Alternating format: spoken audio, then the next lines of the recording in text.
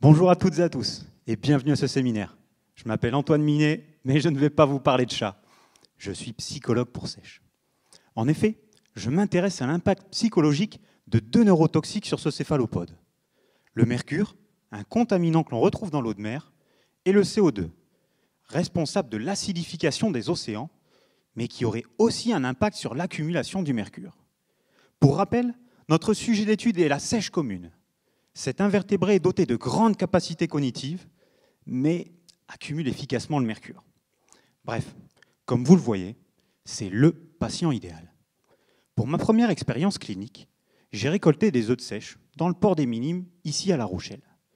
J'ai exposé les embryons et juvéniles de sèche à de l'eau acidifiée, au mercure et aux deux combinés.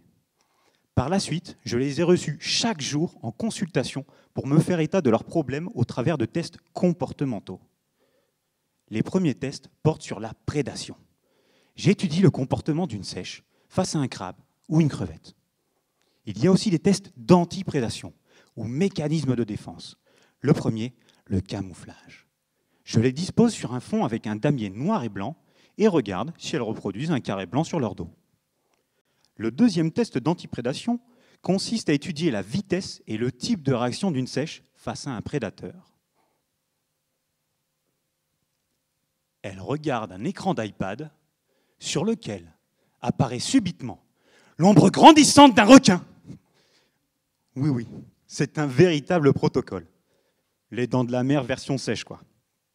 Enfin, j'étudie le déplacement et la latéralisation visuelle de chaque groupe. Comme chez les vertébrés, la sèche utilise préférentiellement un côté de son cerveau en fonction des tâches à effectuer. Par exemple, lorsqu'elle arrive dans un nouvel environnement, elle utilise préférentiellement son œil gauche pour rester à l'affût des prédateurs. Je vais donc la disposer dans un nouveau milieu et observer l'œil utilisé. En fin d'expérience, j'analyse les sèches pour déterminer leur concentration de mercure et leur activité cérébrale. Où j'en suis? Eh bien, les analyses sont toujours en cours. Mais pour le moment, on a vu qu'une sèche exposée au mercure, à une eau acidifiée ou aux deux en même temps, impacte sa latéralisation et son camouflage. Autrement dit, dans le milieu naturel, si elles ne sont plus capables de détecter rapidement leurs prédateurs et de se camoufler efficacement, leur survie est en jeu.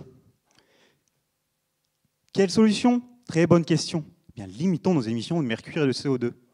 Merci pour votre attention. Et pour rappel, notre prochain séminaire a pour titre « La sèche a-t-elle besoin d'anti-sèche pour survivre ?» Merci Antoine. Merci.